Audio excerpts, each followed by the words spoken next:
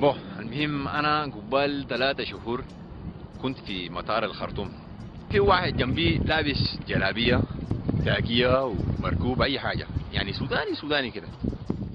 قال لي بانجليزي، قال بانجليزي خلي بالك، قال لي يو تن فلايت كمان، يعني الطائره دي جايه الساعه كم؟ عجب مره واحد. انت يا زول انت خلينا انا الخواي بتكلم عربي، انت كي اتعلم انجليزي للدرجه دي وين؟ قال لي اتعلمها في امريكا في دالاس، يعني في الحل اللي انا ذاته مولود فوق قبال ما مشيت شاد. انت لك كم سنه هنا وكده؟ شرح لي قال لي تربى هناك، درس هناك كليه وجامعه واي حاجه. المهم مع الازمه الاقتصاديه الامور في امريكا بقى صعبه شويه، قرر خلاص يرجع السودان.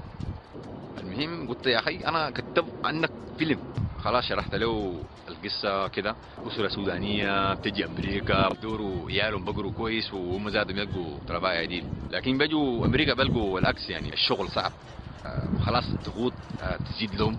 ده موضوع يعني بخص اي زول لقى صعوبات اقتصاديه في السنين اللي فاتت. يعني انا حتى نفسي بشعر كثير بالقصه يعني.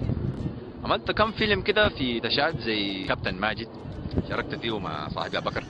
طبعا بيتكلم في شاب تشادي بيحقق احلامه بالمخدرات. وهسه عندنا فرصه نعمل اول فيلم سوداني في امريكا، ودارين مشاركه ناس كتار في الفيلم. هنستعمل شيء اسمه كراود فاندنج، يعني طريقه مشاركه على الانترنت.